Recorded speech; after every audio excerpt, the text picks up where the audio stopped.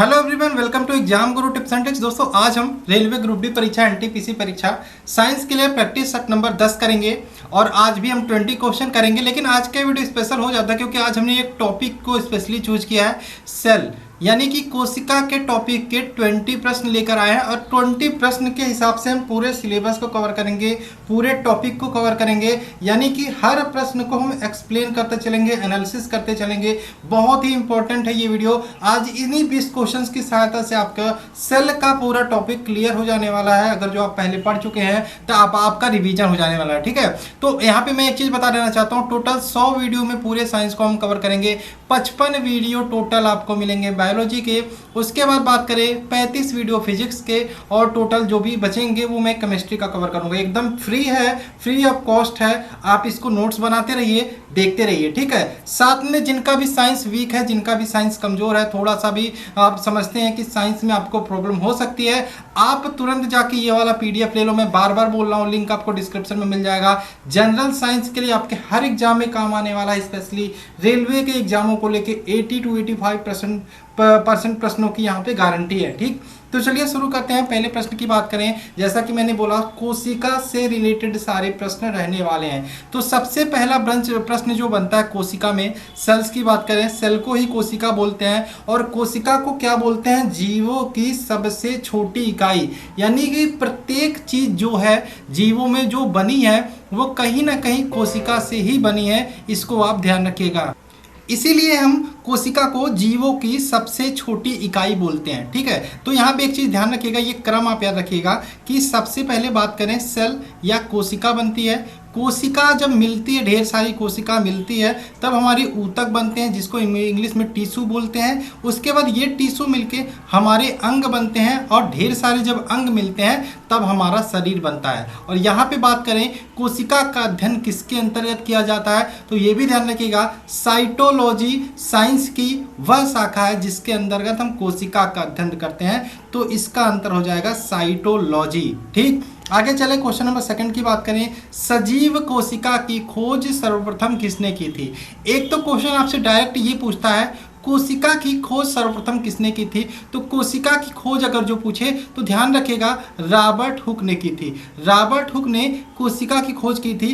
कब की थी, 1665 में। लेकिन एक बात यहाँ पे फंसता है कि रॉबर्ट हुक ने जो कोशिका की खोज की थी वो सजीव कोशिका नहीं थी, वो निर्जीव कोशिका थी। उसने कहाँ पे की थी, एक कार्क के टुकड़े में की थी। अब कार्क आपके दिमाग में आएगा, कार्क क्या होता है, तो बोतल में जो ढक्कन होता है लकड़ी का लगा होता है उसमें इन्होंने कोशिका की खोज की थी, लेकिन वो निर्जीव कोशिका थी। लेकिन अगर जो क्वेश्चन आपसे पूछेगा कोशिका की खोज किसने की थी तो आप रॉबर्ट हुक ही लगाओगे। लेकिन अगर जो सजीव कोशिका ऐड कर दिया तो ध्यान रखिएगा इसका आंसर होगा एंटोनियो ल्यूवेनहॉक। एंटोनियो ल्यूवेनहॉक ने सर्वप्रथम सजीव कोशिका की खोज की थी 1674 में। किसमें की थी अगर जो आ जाए तो निमोनिया के वायरस में की थी। किसमें की थी, निमोनिया के वायरस में। मैं यही चाहूँगा कि अगर जो आप पहली बार जुड़े हो, पहली बार वीडियो को देख रहे हो, चैनल को सब्सक्राइब कर लो।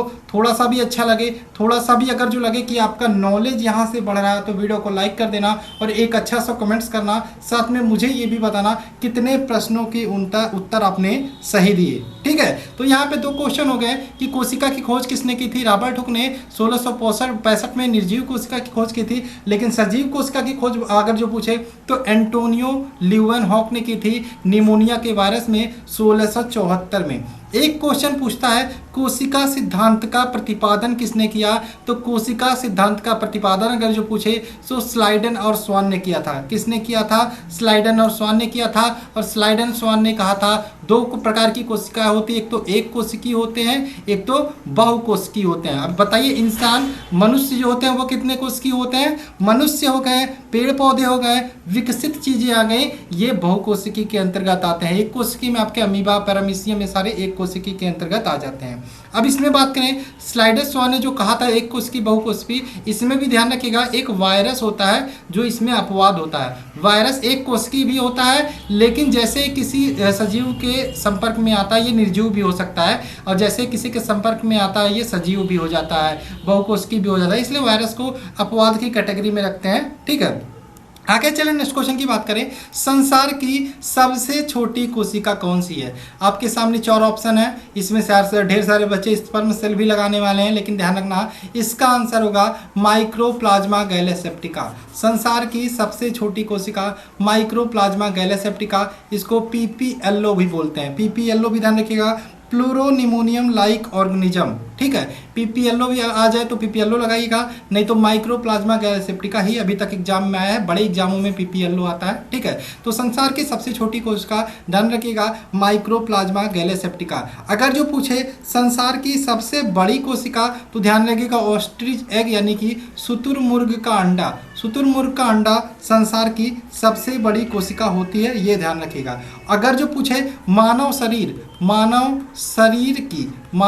की सबसे बड़ी कोशिका, मानव शरीर की, देखो संसार की अलग बात है, मानव शरीर की सबसे बड़ी कोशिका अगर जो पूछे तो क्या हो जाएगा, ध्यान रखिएगा नर्वस सिस्टम या तंत्रिका कोशिका। तंत्रिका की कोशिका मानव शरीर की सबसे बड़ी कोशिका होती है। मानव शरीर की सबसे छोटी कोशिका पूछे तो ध्यान रखिएगा शुक्राणु सेल मानव शरीर की सबसे बड़ी कोशिका, सबसे छोटी कोशिका होती है, और मानव शरीर की सबसे बड़ी कोशिका तंत्रिकी कोशिका होती है, ठीक है। तो इस क्वेश्चन का आंसर होगा माइक्रोप्लाज्मा गैलेसेप्टिकम। आगे चलिए नेक्स्ट क्वेश्चन की बात करें।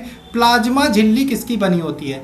प्लाज्मा झिल्ली किसकी बनी होती है? देखो हम बात करें प्लाज्मा झिल्ली की तो लिपिड और प्रोटीन की बनी होती है। किसकी? लिपिड और प्रोटीन की बात करें। हम बात करें कोशिका की तो कोशिका, अगर जो हम बात करें कोशिका की संरचना की बात करें तो कोशिका की संरचना का जो हम बनाते हैं कुछ इस प्रकार से बनाते हैं। तो ये सबसे ऊपरी जो परत होती है, सबसे बाहरी परत होती है, इसको हम सेल वाल बोलते हैं। क्या बोलते हैं? Cell wall. ध्यान से सुनिएगा, इससे बहुत सारे क्वेश्चन हो जाएंगे। सेल वाल को हम बोलते हैं कोशिका भित्ति, कोशिका भित्ति बोलते हैं हिंदी में, ठीक है। उसके बाद दूसरी एक परत होती है, दूसरी हमारी जो परत होती है वो सेल मेम्ब्रेन बोलते हैं, जिसको हम कोशिका झिल्ली बोलते हैं, ठीक है, कोशिका झिल्ली बोलते हैं। अगर जो हम कोशिका को बांटें, सेल यानी कि कोशिका को बांटें, 2 भागों में बांटते हैं। एक तो सुरक्षा आवरण होता है, और दूसरा हमारा किस में बांटते हैं? एक तो जीव द्रव्य में बांटते हैं, ठीक है। अब हम बात करें सेल में 2 भागों में बांटा सेल को हमने, एक तो सुरक्षा आवरण, एक तो जीव द्रव्य में। सुरक्षा आवरण क्या होता है? जो कोशिका भित्ति और कोशिका झिल्ली जो मैंने बताई, ये सुरक्षा आवरण को काम करते हैं। बाकी जो भी अंदर चीजें होती हैं वो जीव द्रव्य का काम करती हैं। लेकिन ध्यान रखिएगा, ये जो कोशिका भित्ति होती है ये सिर्फ प्लांट सेल में पाई जाती है, यानी कि प्लांट सेल की सबसे बाहरी इकाई कोशिका भित्ति हो गई। लेकिन अगर जो जीव की पूछे या जंतु कोशिका की पूछे तो जंतु कोशिका में जब कोशिका भित्ति नहीं होगी तो सबसे बाहरी इकाई क्या हो जाएगी? कोशिका झिल्ली हो जाएगी। इसको ध्यान रखिएगा। और कोशिका झिल्ली किसकी बनी होती है? लिपिड प्लस प्रोटीन की बनी होती है, ठीक। आगे चलें, नेक्स्ट क्वेश्चन की बात करें। जंतु कोशिका का सबसे बाहरी आवरण होता है, अभी मैंने बताया कि जो सबसे बाहरी आवरण होता है आपका, दो आवरण होते हैं। एक तो आपका प्लाज्मा झिल्ली होता है, एक तो कोशिका भित्ति होता है। और यहाँ पे पहले कोशिका भित्ति होता है, उसके बाद कोशिका झिल्ली होता है। लेकिन कोशिका भित्ति जो होता है वो सिर्फ पादप यानी कि प्लांट सेल में पाया जाता है, और कोशिका झिल्ली आपका क्या हो जाएगा? इसका राइट आंसर कोशिका झिल्ली। कोशिका झिल्ली जो होता है वो जंतु कोशिका का सबसे बाहरी आवरण होता है। इसका ऑप्शन क्या होगा? Option number C option number right हो जाएगा, ठीक। एक और पॉइंट इससे जुड़ा हुआ याद रखिएगा, कोशिका झिल्ली की बात करें। इस कोशिका झिल्ली को जो मैंने बताया कि जंतु कोशिका का सबसे बाहरी आवरण होता है, इसको प्लाज्मा झिल्ली यानी कि कोशिका झिल्ली को हम प्लाज्मा झिल्ली भी बोलते हैं, ये भी ध्यान रखिएगा, प्लाज्मा झिल्ली बोलते हैं। और इसको कोशिका का द्वारपाल बोलते हैं। अब देखो यहाँ पे ये कोशिका कुछ इस प्रकार का, जो यहाँ पे कोशिका झिल्ली हमारी है तो इसके अंदर कोई भी चीज़ नहीं आ पाएगी, यानी कि ये ऊपर से सबसे पहले इसी को टच करेगी, यानी कि इसको कोशिका का द्वारपाल कहते हैं। किसको? कोशिका झिल्ली को। आगे चले, जीव द्रव्य में सर्वाधिक मात्रा में पाया जाने वाला तत्व कौन सा होता है? जीव द्रव्य में अब मैंने बताया कि कोशिका झिल्ली, कोशिका भित्ति के बाद जितनी भी चीज़ें कोशिका में होती हैं सारी जीव द्रव्य में आ जाती है। देखो क्या क्या चीज़ें आपको पढ़नी होती है। सबसे पहले अगर जो सेल की बात करें, कोशिका में क्या क्या चीज़ें पढ़नी होती है, अभी मैंने बताया कोशिका में, देख लो बहुत इंपॉर्टेंट है, कोशिका में क्या चीज़ें पढ़नी होती है। कोशिका को 2 भागों में बांटते हैं, सेल को 2 भागों में बांटते हैं। एक सुरक्षा आवरण होता है, और दूसरा क्या होता है? जीव द्रव्य, ठीक है, जीव द्रव्य होता है। सुरक्षा आवरण में 2 चीज़ें होती हैं, एक तो कोशिका भित्ति हो गया, एक हो गया आपका कोशिका झिल्ली, ठीक है। ये 2 चीज़ें आपको यहाँ पे पढ़नी होती हैं। उसके बाद बात करें जीव द्रव्य की, जीव द्रव्य में आपको ढेर सारी चीज़ें पढ़नी होती हैं। माइटोकांड्रिया हो गया, लवक हो गया, अंतःप्रद्रवी जलिका हो गया, गाल्जी काय हो गया, राइबोसोम हो गया, लाइसोसोम हो गया, टारकाय हो गया। उसके बाद आपको लास्ट में टॉपिक होता है केंद्रक या न्यूक्लियस। ये कुछ टॉपिक पढ़ने होते हैं।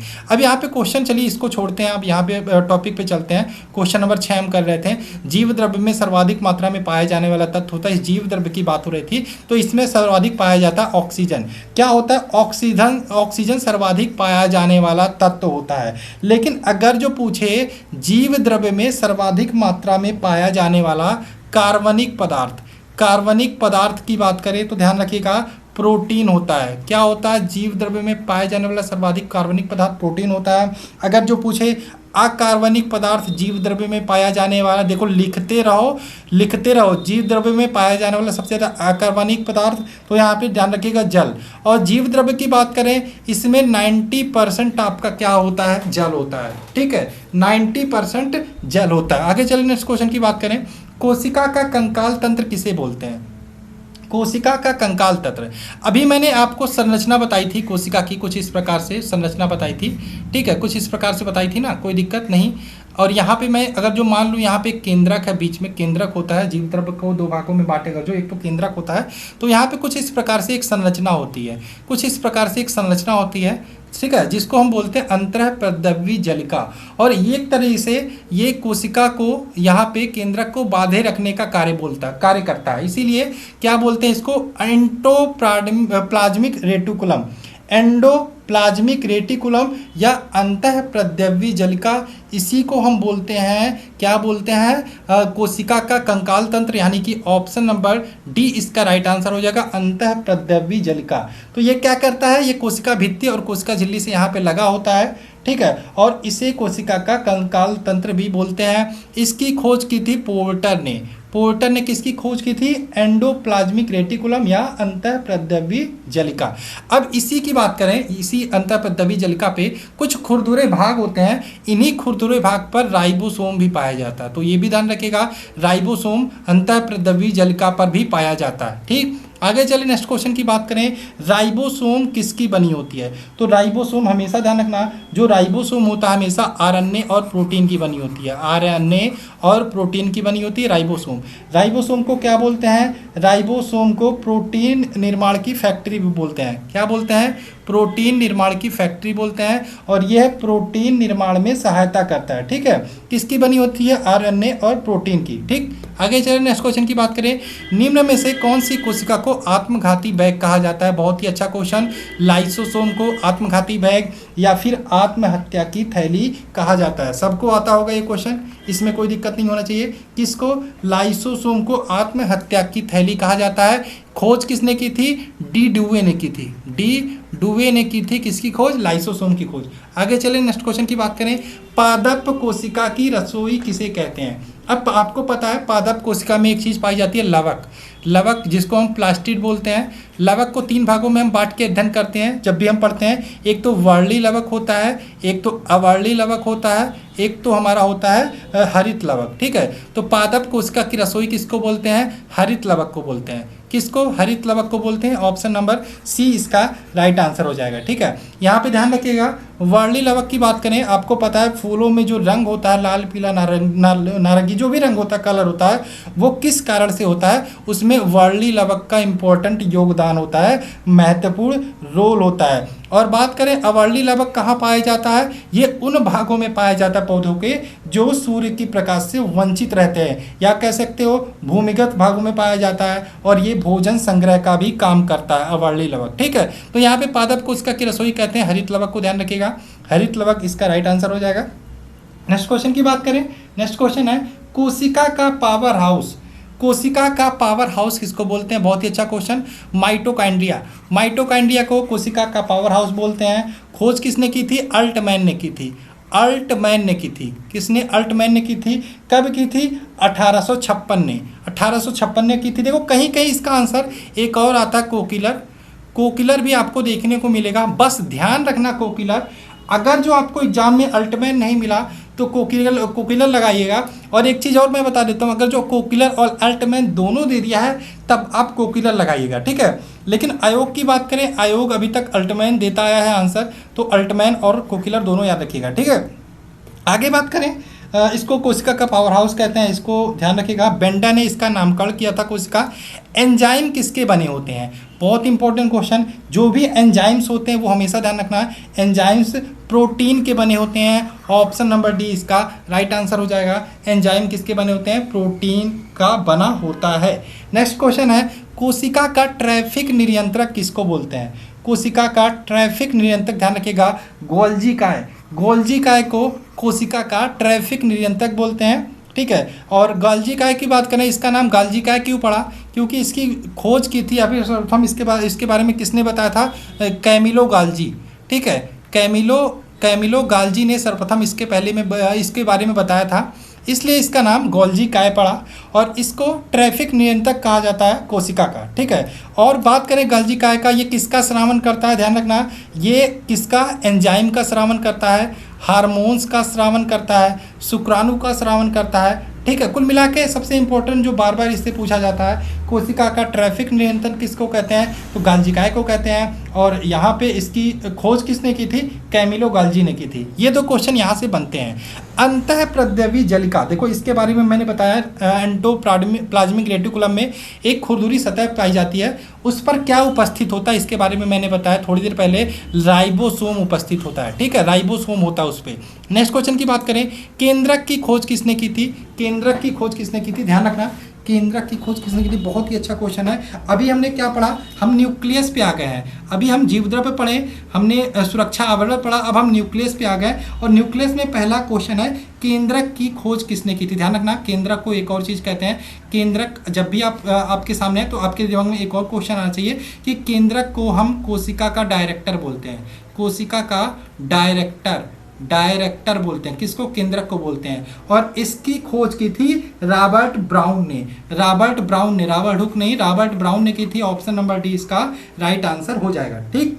आगे चले, नेक्स्ट क्वेश्चन की बात करें, क्वेश्चन नंबर 16, लिंग निर्धारण वाले क्रोमोसोम होते हैं, तो मनुष्य में क्रोमोसोम की संख्या कितनी होती है। क्रोमोसोम मतलब गुणसूत्र, तो गुणसूत्र आप कहोगे कि मनुष्य में 23 जोड़ी गुणसूत्र होते हैं या टोटल 46 गुणसूत्र होते हैं। लेकिन बात करें अगर जो 23 जोड़ी में जो 22 जोड़ी होते हैं ये ऑटोसोम होते हैं, ऑटोसोम होते हैं। और एक जोड़ी जो होता है वो सेक्स क्रोमोसोम होते हैं, यानी कि यही सेक्स क्रोमोसोम या यही एक जोड़ी जो होते हैं यही लिंग को निर्धारण करते हैं। और ध्यान रखना, जब भी आपका यहाँ पे ये क्वेश्चन आता है कि एक्स वाई होने पे लड़का होता है और एक्स एक्स जब भी होता है मिलते हैं तो लड़की होती है, ये आप ध्यान रखिएगा, ठीक है। तो यहाँ पे एक जोड़ी हो जाएगा, लेकिन यहाँ पे जोड़ी लिखा नहीं है कहीं, तो यहाँ पे जोड़ी नहीं लिखा, तो ध्यान रखिएगा यहाँ पे इसका आंसर आपका एक जोड़ी नहीं लिखा है, लेकिन यहाँ पे दो भी नहीं है, एक जोड़ी, तो एक ही इसका आंसर हो जाएगा, एक जोड़ी, ठीक है,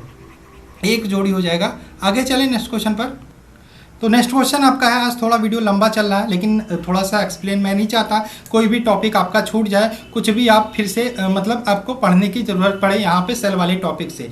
अनुवांशिकता का वाहक, देखो अनुवांशिकता की बात करें, अनुवांशिकता का वाहक 3 क्वेश्चन बनते हैं। एक तो अनुवांशिकता का वाहक हो गया, तो हमेशा ध्यान रखना अनुवांशिकता का वाहक किसको बोलते हैं, गुणसूत्र को बोलते हैं, गुणसूत्र को बोलते हैं अनुवांशिकता का वाहक। अगर जो आपसे पूछ ले अनुवांशिकता की इकाई पूछ ले तो ये भी ध्यान रखना है। अगर जो आपसे पूछ ले अनुवांशिक पदार्थ, ठीक है, ये 3 चीज़ें बनती है। अब इसमें आपको क्या ध्यान रखना है, अनुवांशिकता का वाहक क्या होता है, गुणसूत्र होता है। अनुवांशिक पदार्थ क्या होता है, तो हमेशा ध्यान रखना डीएनए होता है अनुवांशिक पदार्थ। अनुवांशिकता की इकाई क्या होती है, जीन होती है। बच्चे बहुत कंफ्यूजन होते हैं इसमें। डीएनए का फुल फॉर्म क्या होता है, डीऑक्सीराइबोन्यूक्लिक एसिड होता है, यह एक अनुवांशिक पदार्थ होता है। इसमें नाइट्रोजनी क्षार, सुगर में पेंटोज सुगर, एक फास्फोरिक अम्ल यानी कि स्थिर PO4 पाया जाता है, ठीक है।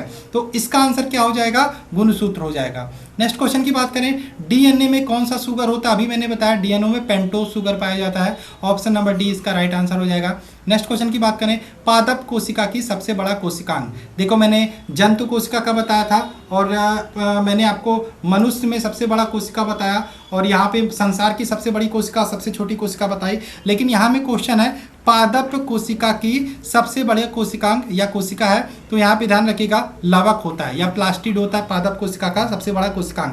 संसार की सबसे बड़ी कोशिका, एक बार मैं फिर से बताता हूँ, संसार की सबसे बड़ी कोशिका क्या होती है? शुतुरमुर्ग का अंडा हो गया संसार की सबसे बड़ी कोशिका।